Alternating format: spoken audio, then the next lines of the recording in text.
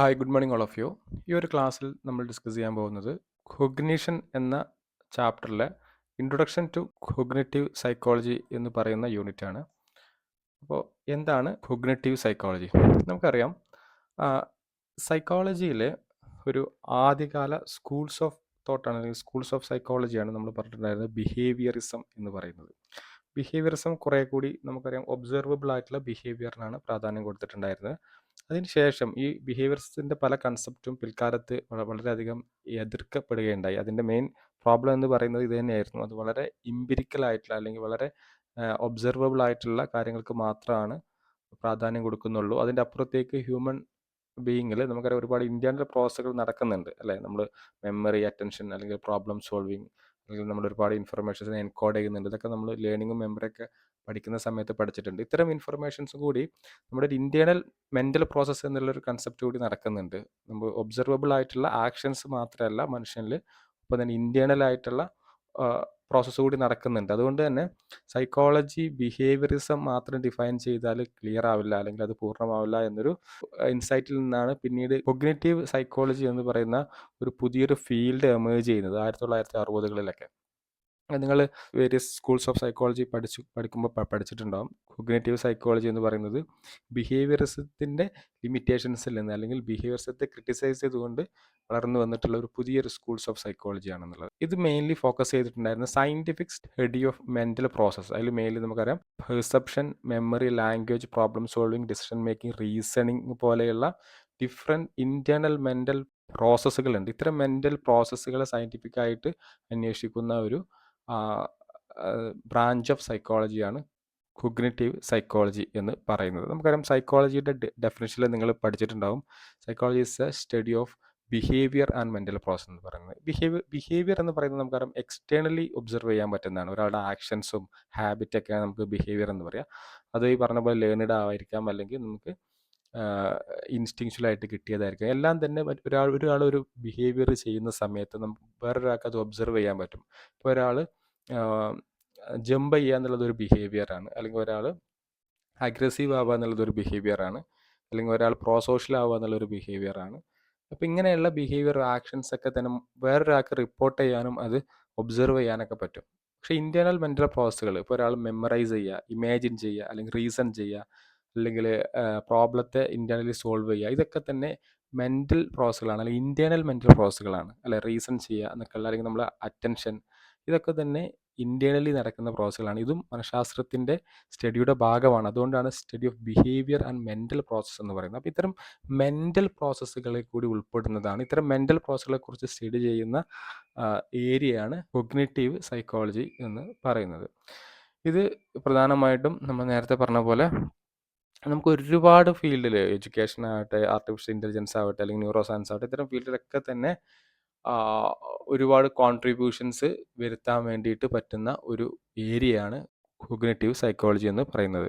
ഇത് മെയിൻലി നോക്കുന്നത് എങ്ങനെയാണ് നമ്മൾ ഇൻഫർമേഷൻസിനെ പെർസീവ് ചെയ്യുന്നത്, അല്ലെങ്കിൽ എങ്ങനെ ഇൻഫർമേഷൻ നമ്മൾ എൻകോഡ് ചെയ്യുന്നത്, എങ്ങനെയാണ് നമ്മളതിനെ പ്രോസസ്സ് ചെയ്യുന്നത്, എങ്ങനെയാണ് അതിനെ സ്റ്റോർ ചെയ്യുന്നത്, അല്ലെങ്കിൽ എങ്ങനെയാണ് അതിനെ നമ്മൾ പിന്നീട് റിട്രൈവ് ചെയ്യുന്നത്. ഇങ്ങനെ ഒരു ഇൻഫർമേഷൻസ്, അല്ലെങ്കിൽ ഒരു ഡാറ്റയെ, നമ്മൾ കാണുന്ന ഇൻഫർമേഷൻസിനെ എങ്ങനെയാണ് നമ്മൾ ഇൻറ്റേർണലി മെൻ്റൽ മാനിപ്പുലേഷന് വിധേയമാക്കുന്നത് എന്നതിനെക്കുറിച്ചാണ് ഇത് പ്രധാനമായിട്ടും പഠിക്കുന്നത്.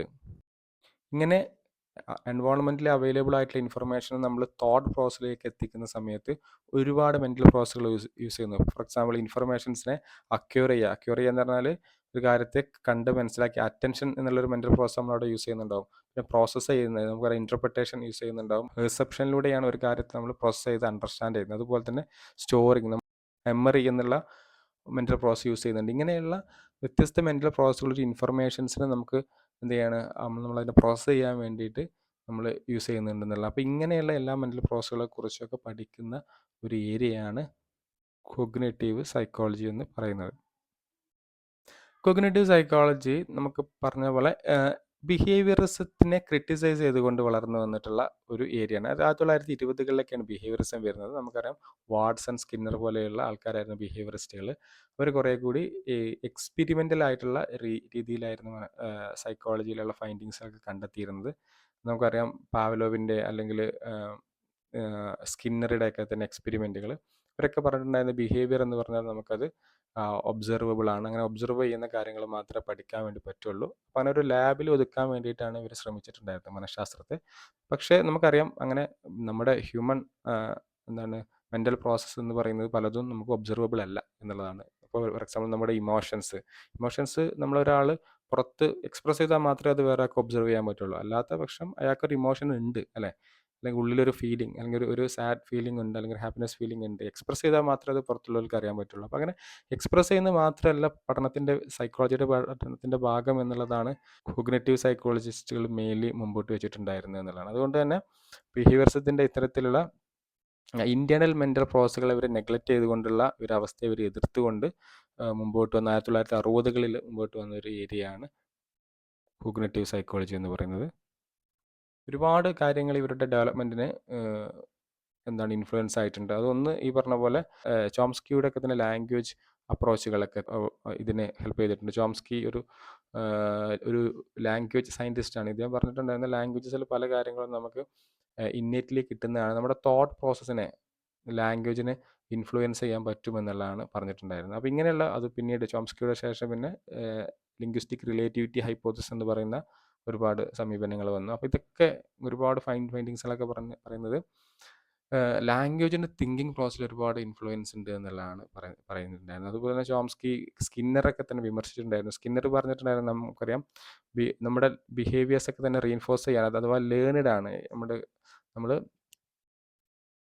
ഒരു ബിഹേവിയർ പഠിക്കുന്നത് അതിൻ്റെ കോൺസിക്വൻസിൻ്റെ അടിസ്ഥാനത്തിലാണെന്നുള്ളതാണ്. ഒന്നല്ലെങ്കിൽ റീഇൻഫോഴ്സ്മെൻറ്റ് കിട്ടിയിട്ടോ അല്ലെങ്കിൽ പണിഷ്മെൻറ്റ് കിട്ടിയിട്ടോ ഈ ഒരു ബിഹേവിയർ റിപ്പീറ്റ് ചെയ്യുന്നതിൻ്റെ കോൺസിക്വൻ്റ് അടിസ്ഥാനത്തിലാണെന്നുള്ളതാണ് സ്കിന്നർ പറഞ്ഞിട്ടുണ്ടായിരുന്നത്. പക്ഷേ ചോംസ്കിയൊക്കെ പറഞ്ഞിട്ട് ലാംഗ്വേജ് ഡെവലപ്മെൻറ്റ് അല്ലെങ്കിൽ ലാംഗ്വേജ് അക്വയർ ചെയ്യുക എന്നുള്ളത് അങ്ങനെയല്ല, അത് കുറേ കൂടി ഇന്നേറ്റ് ആണ്. നമുക്കൊരു ലാംഗ്വേജ് അക്വിസിഷൻ ഡിവൈസ് എന്ന് പറയും. ഇങ്ങനെ ലാംഗ്വേജ് അക്വിസിഷൻ ഡിവൈസ് ഓരോ മനുഷ്യരിലും ഇന്നേറ്റ് ആയിട്ട് കിട്ടുന്നതാണ്. ബ്രെയിൻ സെൻറ്റേഡ് ആയിട്ടുള്ള ഒരു മെക്കാനിസമാണ് അതിൻ്റെ പുറകിൽ എന്നുള്ളതൊക്കെയാണ് ചോംസ്കി പറഞ്ഞിട്ടുണ്ടായിരുന്നത്. അപ്പോൾ അങ്ങനെയുള്ള ചോംസ്കിയുടെ ഒരുപാട് തിയറീസൊക്കെ തന്നെ ബിഹേവിയർസത്തെ എതിർക്കുകയുണ്ടായി. അപ്പോൾ തന്നെ ന്യൂറോ സയൻസിൻ്റെ ഡെവലപ്മെൻറ്റ്, ബ്രെയിൻ റിലേറ്റഡ് ആയിട്ടുള്ള ഏരിയാസൊക്കെ പിന്നീട് പിൽക്കാലത്ത് വന്നു. ഒപ്പം തന്നെ കമ്പ്യൂട്ടർ സയൻസ്, നമുക്കറിയാം IT മേഖലയുടെ ഒരു ഡെവലപ്മെൻറ്റ്, നമുക്കറിയാം memory model, Atkinson and Shiffrin മോഡലിനൊക്കെ തന്നെ ഇത് ഹെൽപ്പ് ചെയ്തിട്ടുണ്ട്. ഇൻപുട്ട് പ്രോസസ്സിങ് ആൻഡ് ഔട്ട്പുട്ട്, ഇങ്ങനെ ഒരു സിസ്റ്റമാണ് നമുക്കറിയാം ഓരോ കമ്പ്യൂട്ടറും വർക്ക് ചെയ്യുന്നത്. ഒരു ഇൻപുട്ട് കൊടുക്കുന്നു, കമ്പ്യൂട്ടറിൽ പ്രോസസ്സ് ചെയ്യുന്നു, ഔട്ട്പുട്ട് കൊടുക്കുന്നു.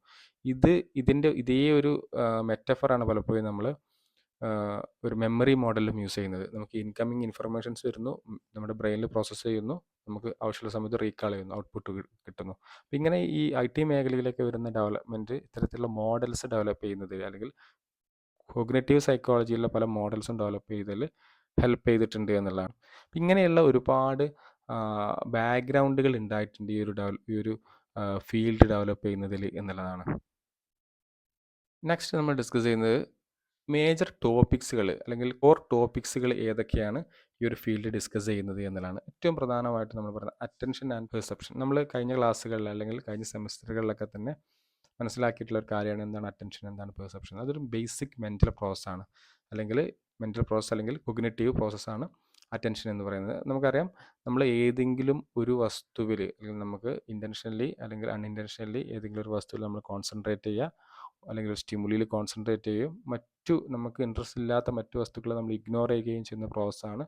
സെലക്റ്റീവ്ലി നമ്മൾ ഇഗ്നോർ ചെയ്യുകയും അല്ലെങ്കിൽ സെലക്റ്റീവ്ലി നമ്മൾ ഇതിനെ കോൺസെൻട്രേറ്റ് ചെയ്യുകയും ചെയ്യുന്ന പ്രോസസ്സിനെയാണ് നമ്മൾ അറ്റൻഷൻ എന്ന് പറയുന്നത്. അതൊരു മെൻ്റൽ പ്രോസസ്സാണ് നമ്മൾ പറഞ്ഞിട്ടുണ്ടായിരുന്നു. അപ്പോൾ ഈ അറ്റൻഷൻ ഒരുപാട് കാര്യങ്ങൾ ഇൻഫ്ലുവൻസ് ചെയ്യും. നമ്മൾ പറഞ്ഞത് external and internal factors influence ചെയ്യുമെന്ന് പറഞ്ഞിട്ടുണ്ടായിരുന്നു. ഒരാളുടെ മൂഡ് ആൻഡ് മോട്ടിവേഷൻസ് ഇൻറ്റേർണൽ ഫാക്ടറായിട്ട്, അതുപോലെ തന്നെ സ്റ്റിമുലസിൻ്റെ ചില പ്രത്യേകതകളൊക്കെ, അതിൻ്റെ വെറൈറ്റി അല്ലെങ്കിൽ അതിൻ്റെ ഡിഫറൻസ് അല്ലെങ്കിൽ അതിൻ്റെ മൂവ്മെൻറ്റ്, ഇങ്ങനെയുള്ള ഒരുപാട് കാര്യങ്ങൾ അറ്റൻഷനെ ഇൻഫ്ലുവൻസ് ചെയ്യുമെന്ന് പറഞ്ഞിട്ടുണ്ടായിരുന്നു. പിന്നെ ടൈപ്സ് ഓഫ് അറ്റൻഷനെ പറഞ്ഞിട്ടുണ്ടായിരുന്നു. ഇതിൽ അറ്റൻഷൻ എന്നുള്ള ടോപ്പിക്ക് ഡിസ്കസ് ചെയ്യുന്നത് അല്ലെങ്കിൽ അത് കവർ ചെയ്യുന്നത് നമ്മൾ പറഞ്ഞിട്ടുള്ള കോഗ്നിറ്റീവ് സൈക്കോളജിയാണ് എന്ന് പറഞ്ഞിട്ടുണ്ടായിരുന്നു. അതുപോലെ തന്നെ മറ്റൊരു പ്രധാനപ്പെട്ട ടോപ്പിക്കാണ് പെർസെപ്ഷൻ എന്ന് പറയുന്നത്. അഥവാ ഇൻകമ്മിങ് ഇൻഫർമേഷൻസിനെ അല്ലെങ്കിൽ സെൻസറി ഇൻഫർമേഷൻസിനെ, സെൻസ് ചെയ്തിട്ടുള്ള ഇൻഫർമേഷൻ നമ്മൾ അതിനെ അണ്ടർസ്റ്റാൻഡ് ചെയ്യുക അല്ലെങ്കിൽ അതിനെ ഇൻ്റർപ്രറ്റ് ചെയ്യുന്ന ഒരു പ്രോസസ്സിനെയാണ് നമ്മൾ പെർസെപ്ഷൻ എന്ന് പറഞ്ഞിട്ടുണ്ടായിരുന്നു. അതിൽ ഒരുപാട് തിയറീസ് പറഞ്ഞിട്ടുണ്ടായിരുന്നു. Mainly bottom up and top down processing.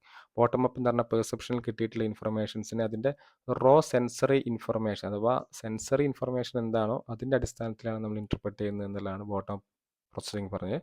Top down processing എന്ന് പറഞ്ഞാൽ അത് അങ്ങനെ മാത്രമല്ല, അഥവാ സെൻസറി ഇൻപുട്ടിൻ്റെ അപ്പുറത്തേക്ക് നമ്മുടെ പ്രീവിയസ് ആയിട്ടുള്ള നമ്മുടെ മുൻകാലം നമ്മുടെ അതിൻ്റെ നോളജുകൾ, അതുപോലെ നമ്മുടെ എക്സ്പെക്റ്റേഷൻസ്, കോൺടാക്ട്സ്, ഇതൊക്കെ നമ്മൾ വിലയിരുത്തിയിട്ടാണ് ഒരു കാര്യത്തെ സെൻസറി ഇൻഫർമേഷൻ നമ്മൾ എന്ത് ചെയ്യുന്നത്, ഇൻറ്റർപ്രറ്റ് ചെയ്തിട്ട് അതിനൊരു മീനിങ് കൊടുക്കുന്നത് എന്നുള്ളതാണ് ടോപ്പ് ഡൗൺ പ്രോസസ്സിംഗ് പറഞ്ഞിട്ടുണ്ടായത്. ഗസ്റ്റാൾട്ട് സൈക്കോളജിക്കൽ ഗ്രൂപ്പിംഗ് പ്രിൻസിപ്പിൾസ് നമ്മൾ പറഞ്ഞിട്ടുണ്ടായിരുന്നു. അപ്പോൾ ഇത്തരം ഒരു വസ്തുവിനെ നമ്മൾ ഗ്രൂപ്പ് ചെയ്യുന്നത് അല്ലെങ്കിൽ ഒരു കാര്യത്തെ നമ്മൾ പെർസീവ് ചെയ്യുന്നതിനൊക്കെ ഒരുപാട് നിയമങ്ങളുണ്ട് എന്ന് പറഞ്ഞിട്ടുണ്ടായിരുന്നു. സിമിലർ ആയിട്ടുള്ള ഇൻഫർമേഷൻസിന് ചില സമയങ്ങളിൽ ഗ്രൂപ്പ് ചെയ്യും, ചില സമയത്ത് അതിൻ്റെ ഫിഗർ ഗ്രൗണ്ട് അണ്ടർസ്റ്റാൻഡിങ് അല്ലെങ്കിൽ അതിൻ്റെ ഇമേജ് ആൻഡ് അതിൻ്റെ ബാക്ക്ഗ്രൗണ്ട് ഇതിനെങ്ങനെയാണ് നമ്മൾ അണ്ടർസ്റ്റാൻഡ് ചെയ്യുന്നത്, ഇതൊക്കെ നമ്മൾ പറഞ്ഞിട്ടുണ്ടായിരുന്നു. അപ്പോൾ ഇത്തരം ടോപ്പിക്കുകൾ അഥവാ ഒരു സെൻസറി ഇൻഫർമേഷൻ നമ്മൾ ഇൻറ്റർപ്രറ്റ് ചെയ്യുന്നതിൽ പറയുന്ന കാര്യങ്ങളൊക്കെ തന്നെ കോഗ്നിറ്റീവ് സൈക്കോളജിക്കൽ ടോപ്പിക്കാണ് എന്നുള്ളത്. അതുപോലെ തന്നെ മെമ്മറി ആൻഡ് ലേണിംഗ്. മെമ്മറി എന്ന് പറയുന്നത് നമുക്കറിയാം നമ്മുടെ ഫാക്കൽറ്റി ഓഫ് മൈൻഡാണ്. അത് പ്രധാനമായിട്ടും ഇൻഫർമേഷൻസിനെ എൻകോഡ് ചെയ്യുന്നു, സ്റ്റോർ ചെയ്യുന്നു, റിട്രൈവ് ചെയ്യുന്നു. ഇതാണ് റിട്രൈവ് ചെയ്യുന്നു. നമ്മൾ ആവശ്യമുള്ള സമയത്ത് അതിനെ റീകാൾ ചെയ്യുന്നു അല്ലെങ്കിൽ റിട്രൈവ് ചെയ്യുന്ന പ്രോസസ്സിനെയാണ് മെമ്മറി എന്ന് പറയുന്നത്. പിന്നെ നമ്മൾ എൻകോഡിങ് എന്താണ്, സ്റ്റോറേജ് എന്താണ്, റിട്രൈവൽ എന്താണെന്നുള്ള മെമ്മറി എന്ന ചാപ്റ്റർ പഠിച്ചിട്ടുണ്ട്. എൻകോഡിങ് എന്ന് പറയുന്നത് ഇൻഫർമേഷൻസിനെ സ്റ്റോർ ചെയ്യാൻ പാകത്തിന് ചേഞ്ച് ചെയ്യുന്ന അല്ലെങ്കിൽ അതിനൊരു എന്താണ് ചില മോഡിഫിക്കേഷൻസ് ഒക്കെ വരുന്ന പ്രോസസ്സിനെയാണ് എൻകോഡിങ് എന്ന് പറയുന്നത്. സ്റ്റോറേജ് എന്ന് പറയുന്നത് ലേറ്റർ യൂസിന് വേണ്ടിയിട്ട് റിട്ടേൺ ചെയ്യുന്ന പ്രോസസ്സാണ്. റിട്രൈവൽ എന്ന് പറയുന്നത് ലേറ്റർ സമയത്തിന് അതിനെ നമ്മൾ എൻകോഡ് ചെയ്ത ഇൻഫർമേഷൻ ലൊക്കേറ്റ് ചെയ്യുന്ന അല്ലെങ്കിൽ സ്റ്റോർ ചെയ്ത ഇൻഫർമേഷൻ ലൊക്കേറ്റ് ചെയ്യുന്ന പ്രോസസ്സാണ്. അത് ഫ്രീ റീകാളും ക്യൂഡ് റീകാൾസ് ഒക്കെ ഉണ്ട് എന്നൊക്കെ പറഞ്ഞിട്ടുണ്ടായിരുന്നു. അപ്പം അങ്ങനെ റെക്കഗ്നൈസ് ചെയ്യാൻ പറ്റുന്ന അല്ലെങ്കിൽ റീകാൾ ചെയ്യാൻ പറ്റുന്ന പ്രോസസ്സാണ് റിട്രൈവൽ പ്രോസസ്സ് എന്ന് പറയുന്നത്. അപ്പം അങ്ങനെ ഉള്ള മെമ്മറി കൈകാര്യം ചെയ്യുന്നത് ഈ ഒരു ഫീൽഡാണ്. ഒപ്പം തന്നെ അതിന് types of memory, sensory memory, short time memory, അതിന് short time memory, working memory എന്ന് കൂടി അറിയപ്പെടുന്നുണ്ട്. ലോങ് ടൈം മെമ്മറിയിൽ declarative memory, non declarative memory. Declarative memory, explicit memory എന്നറിയപ്പെടുന്നത് എപ്പിസോഡിക് അഥവാ നമ്മുടെ പേഴ്സണൽ എക്സ്പീരിയൻസും അല്ലെങ്കിൽ സെമാൻറ്റിക് ജനറൽ ഫാക്റ്റുകളും നോളജുകളൊക്കെ അതിലുണ്ട്. നോൺ ഡിക്ലറേറ്റീവ് എന്ന് പറഞ്ഞാൽ ഇംപ്ലിസിറ്റ് മെമ്മറീസ് ആണ്, പ്രധാനമായിട്ട് സ്കില്ലുകളാണ്, സ്കിൽ മെമ്മറീസ് ആണ്. നമുക്കത് ഇംപ്ലിസിറ്റ് മെമ്മറി നമുക്കത് ചെയ്ത് കാണിക്കാനേ പറ്റുള്ളൂ ഈസിലി എന്നുള്ളതാണ്. മറ്റേത് ഡിക്ലറേറ്റീവ് മെമ്മറി ഈസിലി നമുക്ക് പറഞ്ഞ് അല്ലെങ്കിൽ ഡിക്ലെയർ ചെയ്യാൻ വേണ്ടി പറ്റുന്നതാണ്. അപ്പോൾ ഇത് നമ്മൾ പറഞ്ഞിട്ടുണ്ടായിരുന്നു. ഇത്തരം മെമ്മറി കൈകാര്യം ചെയ്യുന്നത് കോഗ്നിറ്റീവ് സൈക്കോളജിയാണ്. അതുപോലെ തന്നെ ലാംഗ്വേജ് പ്രോസസ്സിങ്. ലാംഗ്വേജ് എന്ന് പറയുന്നത് നമുക്കൊരു സിസ്റ്റം ഓഫ് സിമ്പിൾസിനെയാണ് നമ്മൾ ലാംഗ്വേജ് എന്ന് പറയുന്നത്. അത് യൂണിവേഴ്സലി കുറേ പേർക്കെങ്കിലും പെട്ടിട്ടുള്ള സിമ്പിൾസ് ആൻഡ് റൂൾസ് ആണ് ലാംഗ്വേജ്. ഇങ്ങനെ യൂണിവേഴ്സലി അക്സെപ്റ്റബിൾ ആയിട്ടുള്ള സിമ്പിൾസ് ആൻഡ് റൂൾസ് ഒരു മീനിങ് ഫുൾ ആയിട്ടുള്ള കോമ്പിനേഷൻസ് ഉണ്ടാക്കാൻ വേണ്ടി പറ്റും. അങ്ങനെയാണ് നമ്മൾ ലാംഗ്വേജിലൂടെ നമ്മൾ മീനിങ് ഫുൾ കമ്മ്യൂണിക്കേഷൻസ് സാധ്യമാക്കുന്നത് എന്നുള്ളതാണ്. ഫോർ എക്സാമ്പിൾ ഒരു ലെറ്റർ ആ എന്ന് പറഞ്ഞാൽ ABCD ഇതൊക്കെ ഓരോ സിമ്പിൾസുകളാണ്. ഇത് യൂണിവേഴ്സലി അക്സെപ്റ്റബിൾ മീൻസ് ഒന്നിലധികം പേർക്ക് അത് മനസ്സിലാവുന്നുണ്ടോ? അപ്പോൾ ഞാൻ ഒരു സബ്ജക്റ്റീവ് ലാംഗ്വേജ് ഉണ്ടാക്കിയാൽ അത് വേറെ ആൾക്ക് മനസ്സിലാവില്ലല്ലോ. അപ്പോൾ കുറച്ച് പേർക്ക് അല്ലെങ്കിൽ 2 3 അല്ലെങ്കിൽ ഒരു ഗ്രൂപ്പിന് അല്ലെങ്കിൽ ഒരു സൊസൈറ്റിക്ക് അല്ലെങ്കിൽ ഒരു രാജ്യത്തിനൊക്കെ തന്നെ യൂണിവേഴ്സലി മനസ്സിലാവുന്ന ഇത്തരം സിമ്പിൾസുകളാണ് ലാംഗ്വേജ് എന്ന് പറയുന്നത്. അത് ഈ പറഞ്ഞ പോലെ സൗണ്ട് ആവാം അല്ലെങ്കിൽ റിട്ടൺ ക്യാരക്ടർ ആയിരിക്കാം. ഇതൊക്കെ തന്നെ നമ്മൾ വ്യത്യസ്ത ഒബ്ജക്റ്റ്, ആക്ഷൻസ്, ഇവൻ്റ്, ഐഡിയാസിനെയൊക്കെ റെപ്രസെൻ്റ് ചെയ്യുന്നതാണ് എന്നുള്ളതാണ്. ഇപ്പോൾ ആപ്പിൾ എന്ന് പറയുന്നത് ഒരു സൗണ്ട് കൂടിയാണ്. ഇപ്പോൾ ഞാൻ പറഞ്ഞു ആപ്പിൾ എന്നൊരു സൗണ്ടാണ്. അത് ഒരു ഒബ്ജക്റ്റിനെ റെപ്രസെൻ്റ് ചെയ്യുന്നതാണ് അല്ലേ.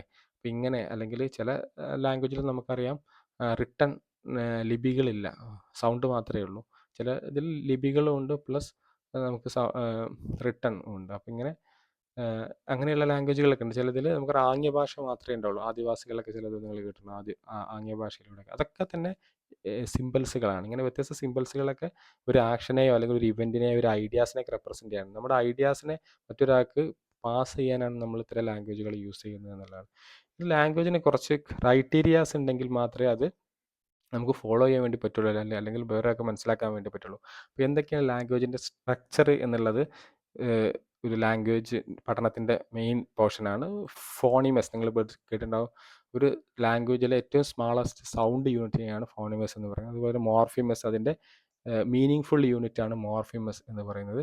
സിൻറ്റാക്സ് എന്ന് പറയുന്നത് സിസ്റ്റം ഓഫ് റൂൾസ് ആണ്. ഒരു മീനിങ് ഫുൾ ആയിട്ടുള്ള ഒരു വേർഡ് അല്ലെങ്കിൽ ഒരു സെൻറ്റൻസ് ക്രിയേറ്റ് ചെയ്യണമെന്നുണ്ടെങ്കിൽ ഈ വേർഡുകൾ ഒരു നിശ്ചിത രീതിയിൽ ഒരു ഗ്രാമാറ്റിക്കലി അതിനെ അറേഞ്ച് ചെയ്യേണ്ടി വരും. അത്തരം നിയമങ്ങളെയാണ് സിൻറ്റാക്സ് എന്ന് പറയുന്നത്. അങ്ങനെ ഓരോ ലാംഗ്വേജിലും ഓരോ നിയമങ്ങളുണ്ട്. അത് അങ്ങനെ അറേഞ്ച് ചെയ്താൽ മാത്രമേ, ആ വേർഡുകൾ അങ്ങനെ അറേഞ്ച് ചെയ്താൽ മാത്രമേ മീനിങ് ഫുൾ ആയിട്ടുള്ള ഒരു സെൻറ്റൻസ് ആയിട്ട് ക്രിയേറ്റ് ചെയ്യാൻ പറ്റുള്ളൂ. അതുപോലെ തന്നെ ലാംഗ്വേജിൻ്റെ ഒരു ഇമോഷണൽ ടോണാണ് പ്രാഗ്മാറ്റിക്സ് എന്ന് പറയുന്നത്. അത് അതിൻ്റെ കോണ്ടക്ച്വൽ യൂസ്. ഒരേ വാക്ക് തന്നെ ഡിഫറെൻറ്റ് കോണ്ടക്സ്റ്റിൽ, അല്ലെങ്കിൽ ഒരേ വാചകം തന്നെ, അല്ലെങ്കിൽ ഒരേ സെൻറ്റൻസ്, ഒരേ സൗണ്ടൊക്കെ ഡിഫറെൻറ്റ് ടോണിൽ നമുക്ക് യൂസ് ചെയ്യാൻ വേണ്ടി പറ്റും, അല്ലെങ്കിൽ ഡിഫറെൻറ്റ് കോണ്ടക്സ്റ്റിൽ യൂസ് ചെയ്യാൻ പറ്റും. അങ്ങനെ അതിൻ്റെ ഇമോഷണൽ ടോണുകളും അതിൻ്റെ കോണ്ടക്ച്വൽ യൂസുമാണ് പ്രാഗ്മാറ്റിക്സ് എന്ന് പറയുന്നത്. കുറേ കൂടി സൈക്കോളജിക്കൽ ആൻഡ് ഇമോഷണൽ ആസ്പെക്റ്റാണ്.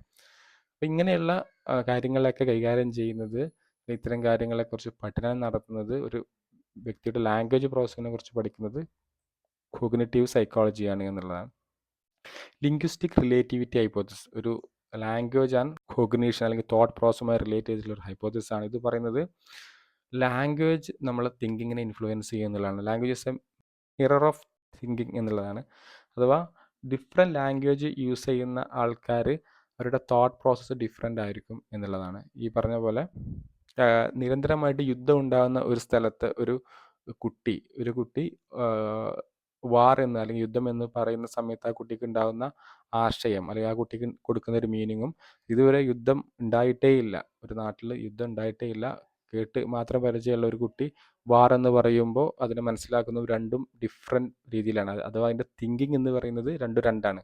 അഥവാ ലാംഗ്വേജിൽ ഡിഫറെൻറ്റ് വേർഡ്സുകൾ ഡിഫറെൻറ്റ് മീനിങ് കൊടുക്കുക എന്നുള്ളതാണ്. അഥവാ നമ്മുടെ തിങ്കിങ് പ്രോസസ്സിനെ ലാംഗ്വേജ് ഇൻഫ്ലുവൻസ് ചെയ്യുന്നതാണ് ലിംഗ്വിസ്റ്റിക് റിലേറ്റിവിറ്റി ഹൈപ്പോത്തിസിസ് എന്ന് പറയുന്നത്. ഇതിനെ സാഫിർ-വോൾഫ് ഹൈപ്പോത്തിസിസ് എന്ന് കൂടി അറിയപ്പെടുന്നുണ്ട്.